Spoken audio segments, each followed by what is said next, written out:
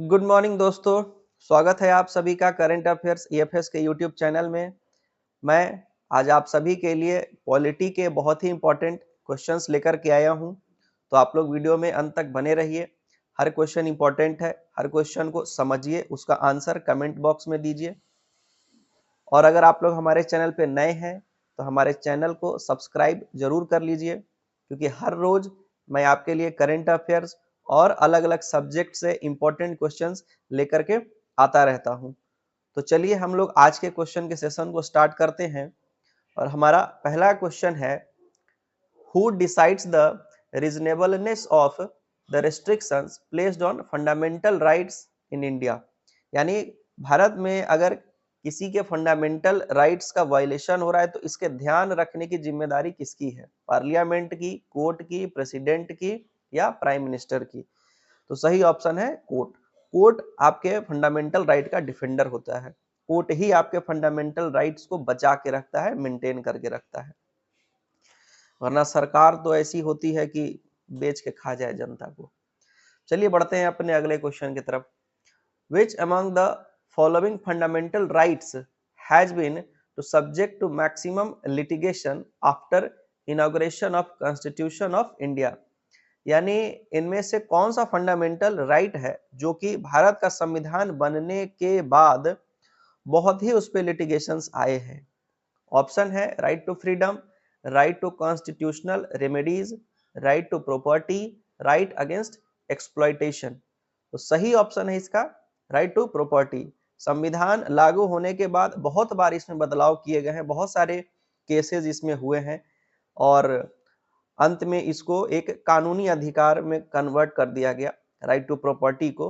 अब ये आपका फंडामेंटल राइट नहीं है, यानी भारत सरकार जब चाहेगी आपसे आपकी प्रॉपर्टी ले सकती है, भले उसके बदले में आपको मुआवजा दे या जो भी दूसरे प्रावधान है वो कर सकती है, लेकिन अब ये आपका फंडामेंटल राइट नहीं है, कानूनी अधिकार है, लीगल राइट है बस। बढ़ते हैं अपने अगले क्वेश्चन की तरफ। Which among the following committees of Lok Sabha is assisted by Comptroller Auditor General of India? जो हमारे जो CAG होते हैं, controller and auditor general of India, उनको कौन असिस्ट करता है? आपका ऑप्शन है estimate committee, public account committee, joint committee of salary and allowances या joint committee of offices of profit. तो इसका सही ऑप्शन है पब्लिक अकाउंट कमिटी जो होती है वो assisted by CAG, controller and auditor general of India. बढ़ते हैं अपने अगले क्वेश्चन की तरफ। अगला क्वेश्चन है, in which year a non statutory minority commission was established in India.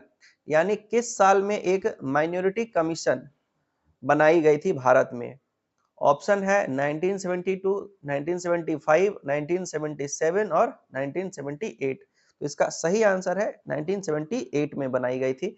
Minorities के राइट्स के प्रोटेक्शन की बात इसमें की जाती है। नेक्स्ट क्वेश्चन है, which of the following is are qualifications to be appointed as governor of a state? यानी किसी स्टेट का गवर्नर बनने के लिए इसमें से कौन कौन से क्वालिफिकेशंस होने चाहिए?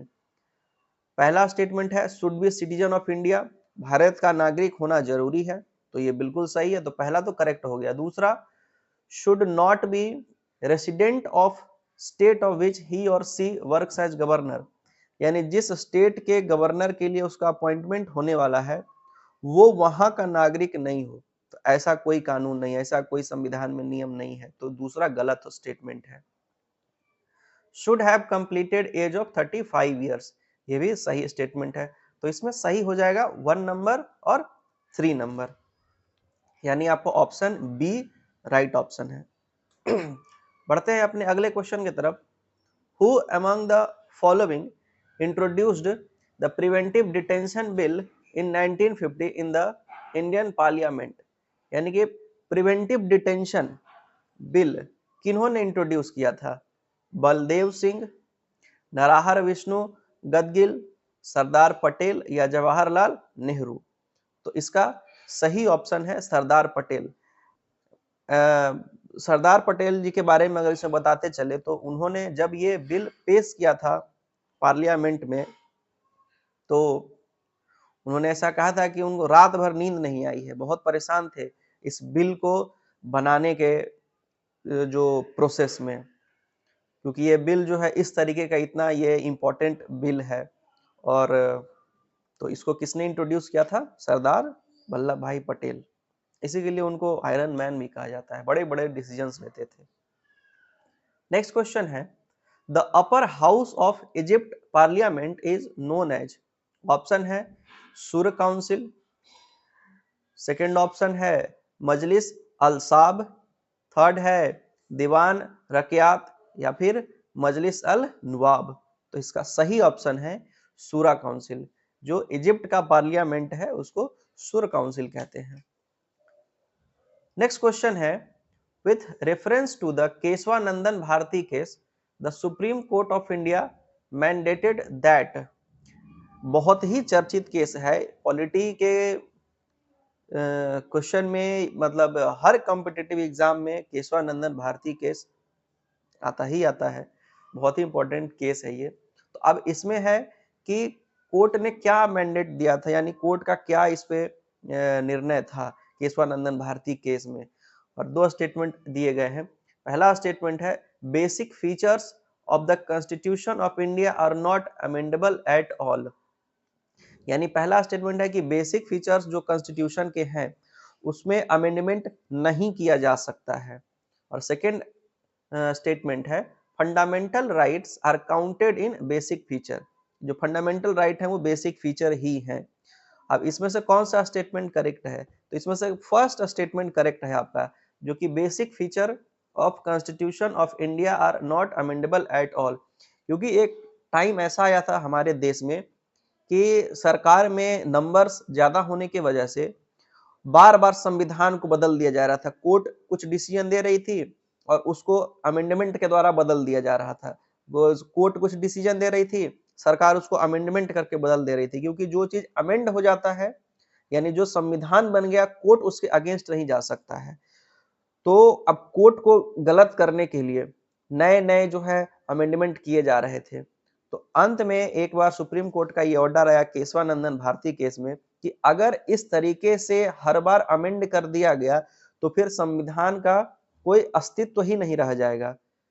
जो हमारा संविधान है और जो फंडामेंटल राइट्स खास करके जो हैं, उनको कहा गया कि वो पवित्र हैं, उनको बार बार बदला नहीं जा सकता है। अगर ऐसा हुआ तो फिर संविधान बनाने का जो मेन थॉट प्रोसेस था वही गलत साबित हो जाएगा।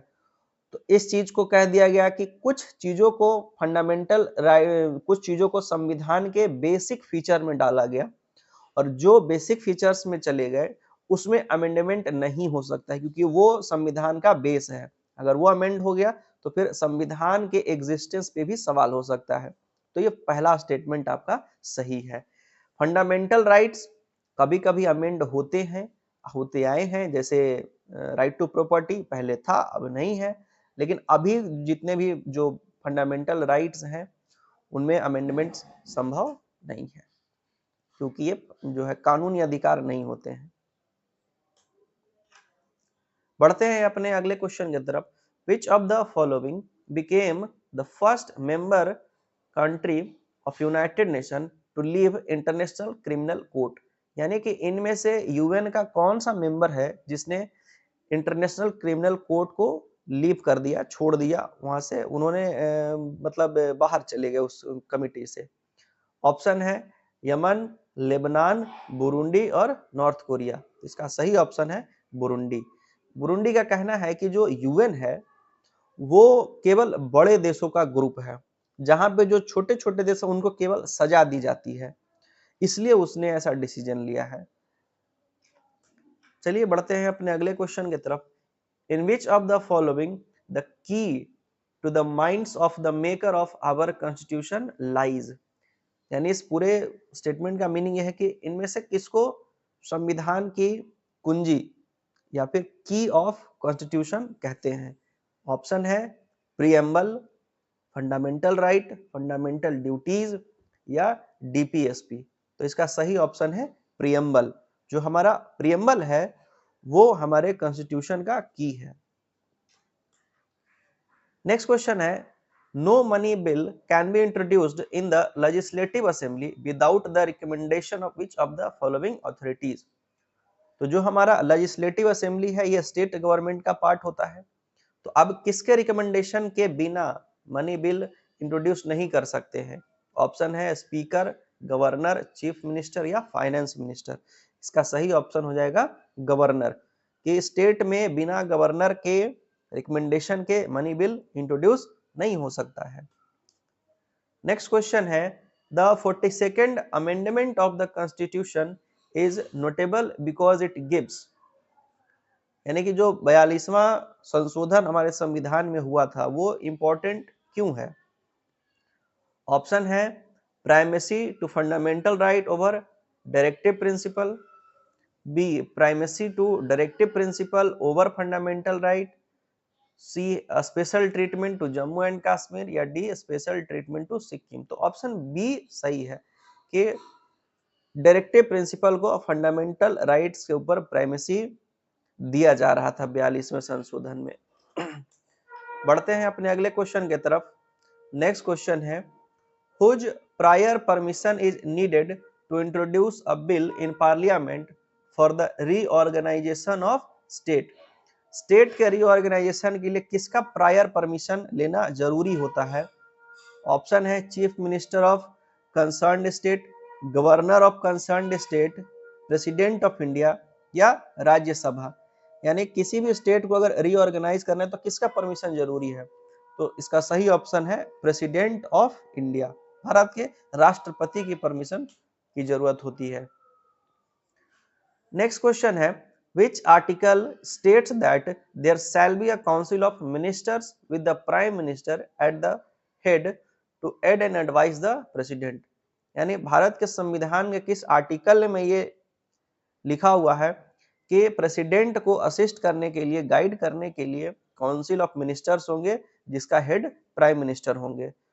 ऑप्शन है आर्टिकल 73, आर्टिकल 74, आर्टिकल 75 या आर्टिकल 76, और इसका सही ऑप्शन है आर्टिकल 74। उसी में लिखा हुआ है कि there shall be a council of minister जिसके हेड प्राइम मिनिस्टर होंगे, और ये प्रेसिडेंट को प्रेसिडेंट के नाम पे सारा काम यही करते हैं। बढ़ते हैं अपने अगले क्वेश्चन की तरफ। अगला क्वेश्चन है, in which year Hindi names Rajya Sabha and Lok Sabha were adopted for the council of state and house of people respectively. यानी किस साल राज्यसभा और लोकसभा नाम दिया गया था? 1950, 1947, 1954 या 1962? तो इसका सही ऑप्शन है 1954। नेक्स्ट क्वेश्चन है, who was the first women to become the governor of a state in India. यानी कि भारत में किसी भी राज्य में पहली बार महिला राज्यपाल किनको बनाया गया था? ऑप्शन ए है सरला ग्रेवाल, पद्मजा नायडू, राजकुमारी अमृत कौर या सरोजनी नायडू।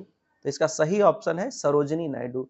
सबसे पहली बार इन्हीं को बनाया गया था गवर्नर।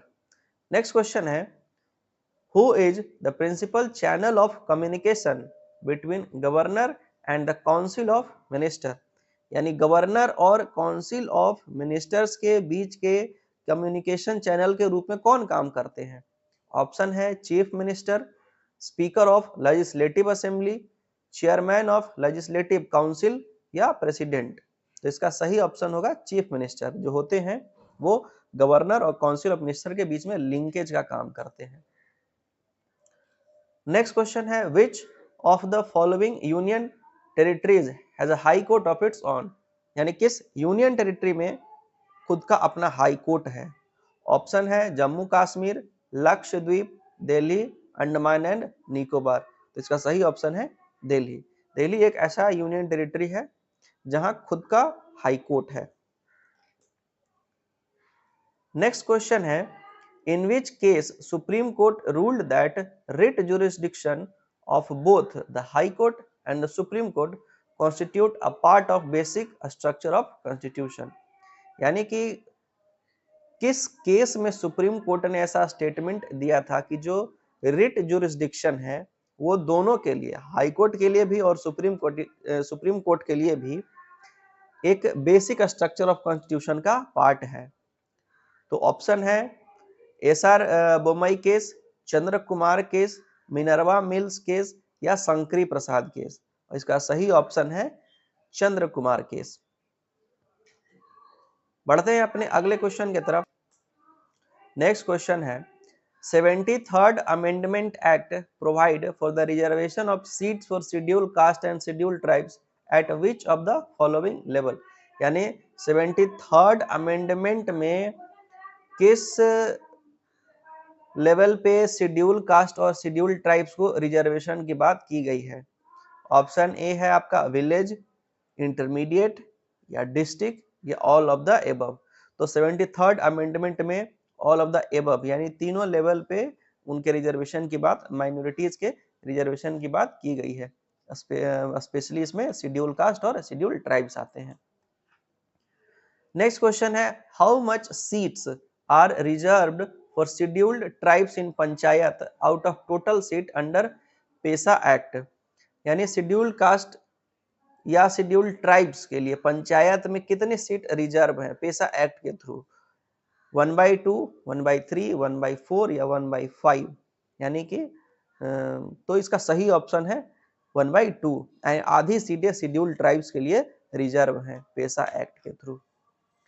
नेक्स्ट क्वेश्चन है the finance commission submit its report to which of the following. यानी जो फाइनेंस कमीशन, वित्त आयोग जो होती है, वो अपनी रिपोर्ट किसको सौंपती है? ऑप्शन ए है प्रेसिडेंट, ऑप्शन बी है पार्लियामेंट, ऑप्शन सी है प्राइम मिनिस्टर और ऑप्शन डी है स्पीकर। तो इसका सही ऑप्शन है प्रेसिडेंट। जो वित्त आयोग होती है वो प्रेसिडेंट को अपनी रिपोर्ट सौंपती है। नेक्स्ट क्वेश्चन है who was the chairman of first finance commission. पहला वित्त आयोग जो बना था उसके चेयरमैन कौन थे? ऑप्शन है के संथनाम, ए के चंदा, के सी नियोगी और महावीर त्यागी। और इसका सही ऑप्शन है के सी नियोगी। नेक्स्ट क्वेश्चन है विच of the following commissions recommended the establishment of institution of Lokpal and Lokayukta. यानी इनमें से कौन सी ऐसी इंस्टीट्यूशन है जिसने लोकपाल या लोकायुक्त के एस्टेब्लिशमेंट की बात की थी? ऑप्शन है administrative reforms commission, Sarkaria commission, Shri Krishna commission, none of the above. और इसका सही ऑप्शन है एडमिनिस्ट्रेटिव रिफॉर्म्स कमीशन, जो है उसी ने लोकपाल या लोकायुक्त के एस्टेब्लिशमेंट की बात की थी। नेक्स्ट क्वेश्चन है which of the following does not qualify as consent in a criminal law। यानी इनमें से कौन है जो क्रिमिनल लॉ में एक तरीके से सही नहीं माना जाएगा? क्वेश्चन का ही मीनिंग है। ऑप्शन ए है consent given by person under fear of injury. यानी किसी व्यक्ति ने डर के मारे अगर कोई बयान दिया है तो उसको कोर्ट में सही नहीं माना जा सकता है। दूसरा है consent given by person by misconception of fact. जो अगर गलती से किसी ने कोई बयान दे दिया गया हो तो वो भी कोर्ट में मान्य नहीं होगा। Consent given by person under 12 year of age. किसी बच्चे ने अगर कोई बयान दे दिया कोर्ट में जाकर के तो उसका बयान भी नहीं माना जाएगा। इसका मतलब है कि ये तीनों क्वालिफाई नहीं करते हैं। तो ऑप्शन हो जाएगा ऑल ऑफ द एबव। तो इसी के साथ हमारे आज के पॉलिटी का जो क्वेश्चन सेशन है वो समाप्त होता है। उम्मीद है ये सारे इंपॉर्टेंट क्वेश्चंस आपके बहुत काम आएंगे। आप लोग हमारे चैनल पे आगे के क्वेश्चंस के लिए बने रहिए, आगे के करंट अफेयर्स के लिए बने रहिए। हमारे चैनल को सब्सक्राइब कर लीजिए, वीडियो को लाइक कीजिए और तब तक के लिए आप पढ़ते रहिए, आगे बढ़ते रहिए। धन्यवाद।